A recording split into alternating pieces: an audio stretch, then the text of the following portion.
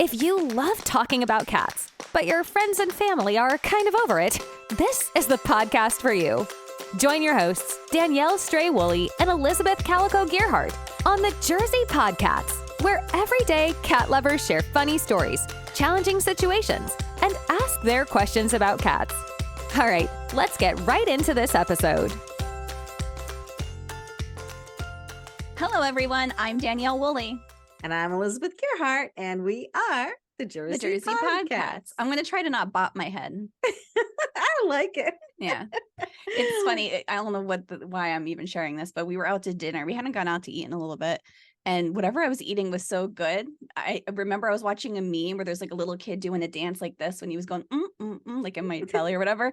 And I'm like doing that in the restaurant. And I realized I was doing it. I'm like, what is wrong with me today? That's funny. Oh my gosh. Yeah, well, it's just the two of us this time, but Danielle has some important information to impart about cats and fleas and worms and all the delicious stuff to talk about. All the stuff you want to hear. So, let's see. So I've been talking about our foster cat, Luffy. And he was quite upset with me where he was hiding for just over a week, actually, when he got his last set of vaccines. I think because he was like so relaxed and happy and comfortable. And then rather than me taking them to the place, my friend who does that actually offered to come over. She wasn't far away. And I said, that sounds wonderful. Thank you. So I don't recommend that because I think that made him feel like he wasn't safe in my house anymore because we brought the vaccine update shot to him. You know what I mean? Oh, yeah, I understand that. So then I didn't really vacuum or clean too much because I didn't want to upset him, until he started feeling comfortable again. So it was about 8 or 9 days before he started coming back out. And I usually vacuum my house twice a week just because I just do. So it was about a week since I had last vacuumed it. And I did a nice deep clean. He's out. He's happy. We're all playing. Everyone's eating.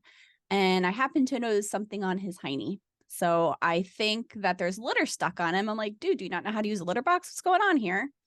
And it actually looked like little pieces of rice. So people who know cats know that little pieces of rice are not so great because that means he has worms. More specifically, it came up as tapeworm. So I did everything that I thought was right. So I was like beating myself up. I kept him fully contained in a separate bathroom, his own litter box. When we first took him in, he got the dewormer. He went to the vet. He got all his shots. He got all his tests. But my guess is that there's no perfect science to this, first of all. But my guess is because those tapeworms, like the eggs are in the fleas. And since he had fleas and he was outside, I think the timing of it just didn't hit right. And I also double checked with the vet too, and with the rescue people I work with, that the type I use like covers all worms in the whole wide world pretty much, except for everyday tapeworm. I guess. And then some people said, oh, well, I always do a second round just to be safe. Or they say, oh, if they did have fleas and I do this other thing. So I was very frustrated because I was like, I did it all right. And, and I have some autoimmune issues. So like I've beat myself up pretty much to deep clean my house and I have to do it all over again. Oh, Danielle. Like it literally just happened like last night. So he got his new pill. I ordered new ones that are coming today. I'm going to treat all of the cats and wash all the cat beds and all the blankets and vacuum everything up again. But lesson. Yeah. Lesson well, there. Yeah, I mean, and these things come and go all the time. But did you get the medicine at PetSmart or somewhere? I mean, you didn't have to take them to the vet to get tapeworm medicine. So for this one, I didn't because I already had it from when I originally took them. They gave me dewormer because I didn't want to do it there. It was like the one that I did is like span over 5 days to do, and it was liquid form. But then I also had tablets from a previous foster that I had because otherwise you're paying the fee every time. But when this treatment goes through, though, I am going to take a stool sample back to the vet and have them check to make sure everything's clear. Yeah, I mean, I know what it looks like. So I have just gone to PetSmart and gotten the medication because if once you see them, you kind of know from, after that. So you don't have to do like an expensive vet visit to get rid of these. Unless they look sick or they're not eating, they're losing weight. They're wanting to eat nonstop. They're not eating at all. There's different things to look for. Right. Well, we did have to take Cushi to the vet because he gets congested and then he gets some Contravena antibiotic and he's fine for a while. And my regular vet said, well, it's just kind of something that happens with some cats. And all you can really do is give them the antibiotic when they get it. And we had a new vet there who was like, oh, da da da da da da.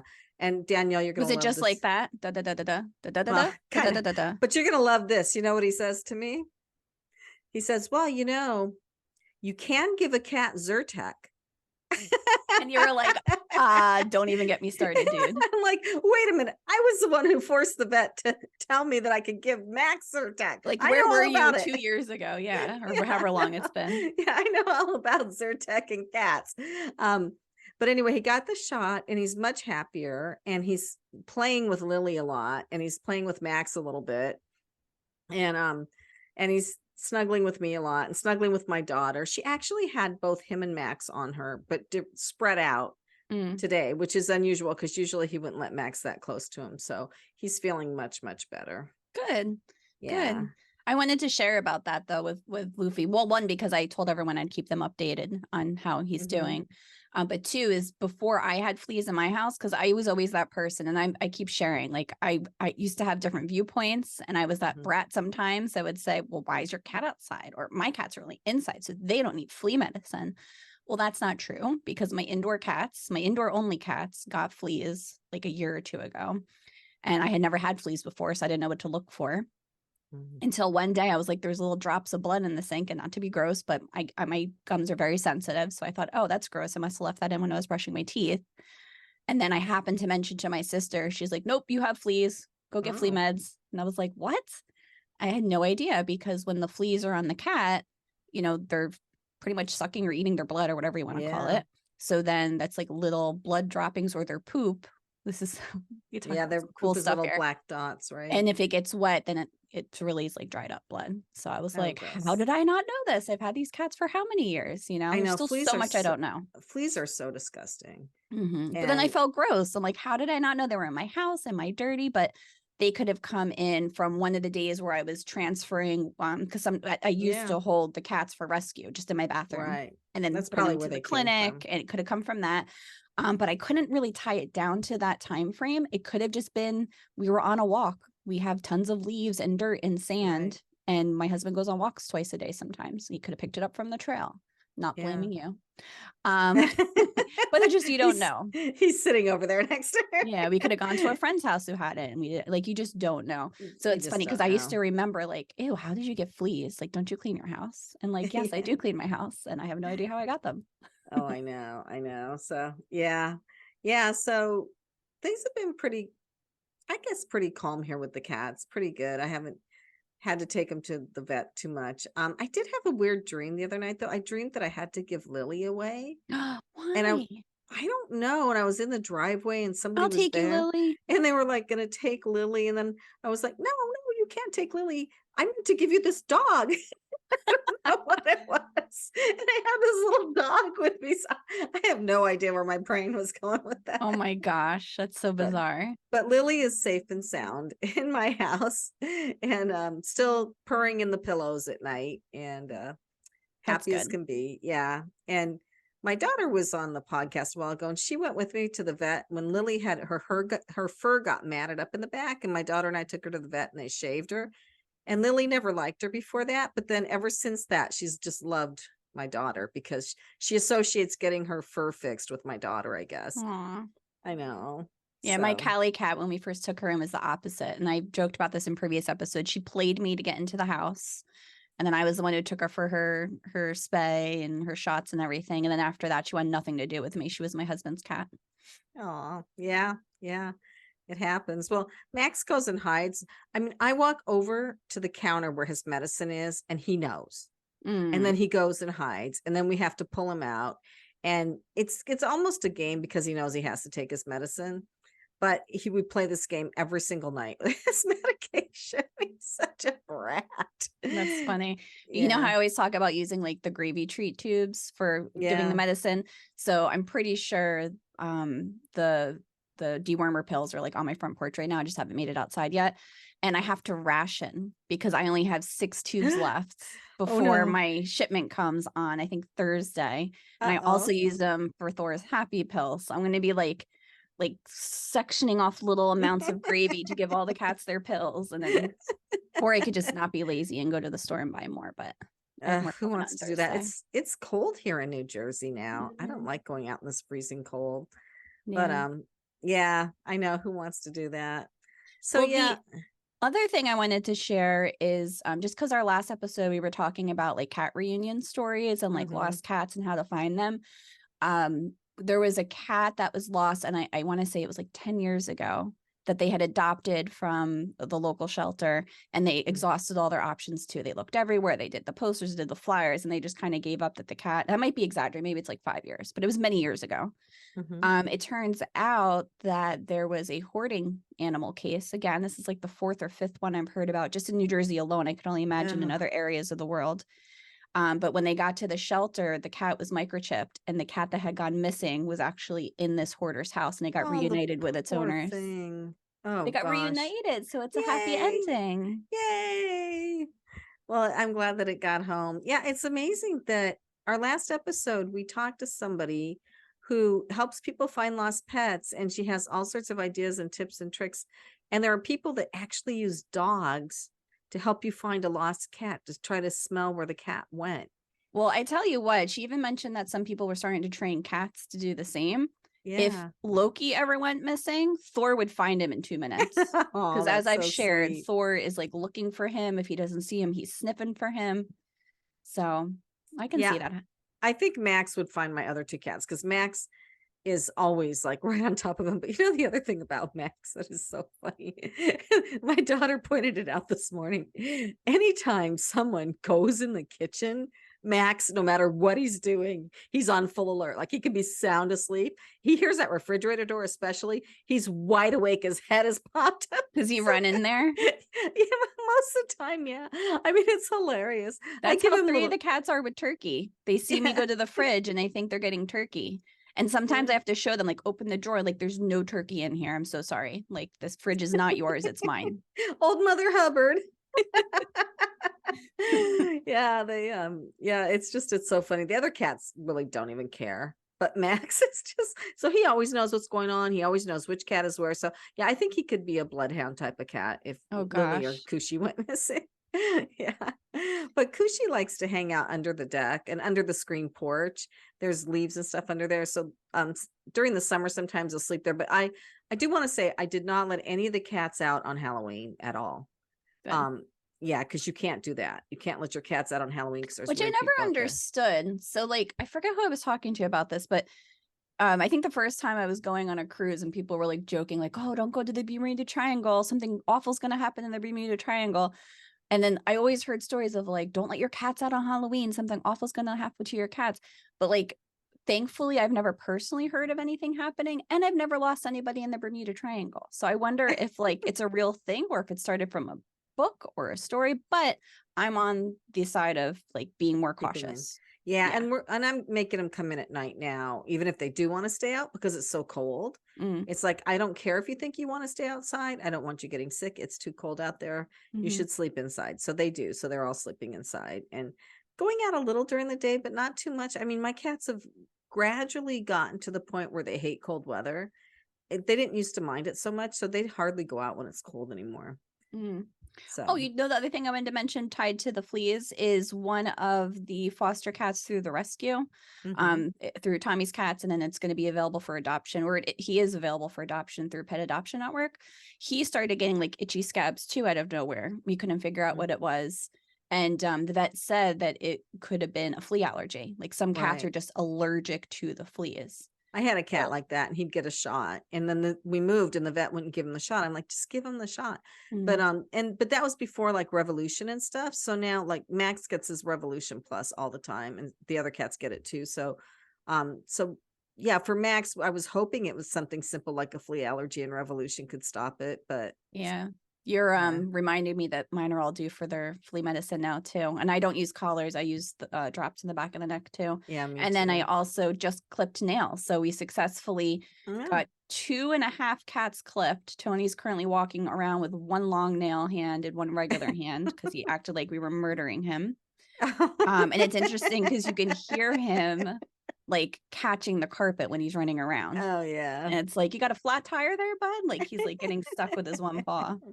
That's so funny. So yeah. So back to like cats, like they're wonderful, but they're also a lot of work. So I've had people say, and I might have said this in the past too, of like, oh, it's one more. It's a lot, you guys. One more is a lot. One more set of vet visits, one more, more food, more. And if one gets sick, you got to check them all. And right. And one week they all love one flavor. The next week I'm getting 7 different flavors. That's what I was going to talk to you about. Like they'll eat the same thing for years. And then all of a sudden one day they just don't want it anymore. And I don't even know what to give my cats hardly anymore because they're turning their nose up at almost everything. And I think Max may be losing a little weight, although it's hard to tell, but we were giving him the Zyrtec in the butter, but now we're trying to mix it with water and squirt it in because he hates the butter. And plus the butter has a lot of calories. So yeah, every time you say that, my stomach turns. I'm like, that sounds disgusting. I know. So we're trying to just dissolve it in water and squirt it in that way. And be done with it. Yeah, and be done with it. So I think that'll help him lose weight too. And he seems happier not getting the butter. But yeah, I mean, he does eat a lot of dry food at night though. But yeah, they just don't seem that interested in food. They just, I guess, want to lay around and be warm. Yeah, maybe. Who knows? Yeah. Maybe like the times of the day changing too. My cats have like been not eating in the morning, but then they're starving come dinner time because of I think the time change maybe. So yeah, I mean, they're such funny animals. They just do what they want to do. And you know what? It was like Cushi disappearing for 7 months, like we were talking about in our last episode. He just decided that was what he wanted to do. And then he did eventually come back. And realize, wow, I did not realize how good I had it. I'm never doing that again. Right. Well, and I had another cat when we moved, and this was in New Jersey too, who disappeared, a black female cat, midnight. I got these pictures after she had passed, but that are on my wall behind me if you see this on YouTube. But she disappeared for, I don't remember how long she was gone for. And I got a call from the vet one day. I had her chipped. She'd been living under this woman's porch who had been feeding a bunch of stray cats. And the woman finally caught her and was able to get her to the vet. And I think she was about a mile away from us. So when we brought her home, she went into the bedroom and she laid on the bed and she did not come out of the bedroom for like 2 or 3 months. No, she was probably traumatized. So I had to put a cat box in there and some food in there for her. And she was poor little thing, but she eventually got over it. She came home. Yeah, she came home. She got home. So she was happy to be home. So many kitty adventures. Yeah. Yeah. All right. Well, I hope that information was helpful for you guys. So if you find what looks like little blood drops in your white sink, it is not you. It is probably fleas. Cats can be allergic to fleas. If cats get fleas, it can give them worms. And then it's really fun to have to handle all of that. Right. So be aware. But I do want to ask you, Danielle, you normally ask this question. What are you looking forward to? Well, next weekend I'm going with my sister and my friends to go see Pete Davidson at Red Bank. He's a comedian kind of person. Good. Fun. And then also my niece has a horse show. So her and her dog, her and her horse named Bubbles. Yeah, they have a horse show coming up. So I'm hoping I can make it to both. I'll just see how I'm feeling because I try not to overplan, as you know. Yes. And I'm looking forward to Thanksgiving and the holidays. Me too. Well, I try to look forward to the sun before it disappears at 4:42 p.m. every day. Oh my gosh, I know it's awful, isn't it? I hate daylight savings time. They should do with it. Well, I'm looking forward. I think I talked Richard into this. I'm pretty 99% sure I talked him into this. We're going to go to Podfest in Orlando in late January. Exciting. That is so exciting. I went to one of their mini meetings in New York and really enjoyed it. So I'm really excited to see what they can tell us and how we can use it to make our podcast even better. Although I love our podcast. I don't know how we could make it better because we have such great people. I do love it. It's fun. And I actually enjoy it on YouTube too, even though like sometimes I like to get all dressed up and look human. And today I'm like, it is a hoodie. I'll slap on some cute paw print earrings and my hair is thrown in a ponytail dye. But the question I thought you were going to ask me is how many cat photos I have on my phone now. So I'm ready. Okay. How many cat photos do you have on your phone now, Danielle? 9,815. And actually my phone's getting kind of smart because it actually has new groups now. Cat like ear or cat like animal, cat ear, domestic short-haired cat, and Turkish Angora cats. Oh my God. Which I bet you anything is my friend Kathleen's cats. If nope, these are just improperly tagged cat photos. That's weird. That's weird. Oh, but I want to give a birthday shout out to my friend's cat, Anya. Oh, Her birthday. happy birthday, Anya. Yeah, and actually we have 2 birthdays this month too. I think I mentioned a couple episodes ago that I knew it because I have it written on the side of my fridge, but I'm still like in denial that it's November already. And by the time I this airs, know. it's going to be December. know. But it was also, we got birthday cards from Chewy for Thor and for Aw. Derek for their birthdays. Yay. Yay. And I'm sure the cats were thrilled to get those cards. Yeah. They don't know what it means, but yeah. Well, All this has right. been fun. Yeah. Well, thanks everyone for listening. If you're not already part of our Facebook community, join us on Facebook, the Jersey Podcats podcast community. And then also head over to YouTube, subscribe. We also have our podcast on YouTube as well as your favorite platforms. And we'll see you on the next one. Bye. Thanks so much for listening. Let's keep the conversation going. Give this podcast a rating so other cat lovers can find it. Connect with the Jersey Podcats on social media or visit thejerseypodcats.com and leave a message sharing a story or question about cats. Thanks again for joining us, and we'll catch you in the next episode.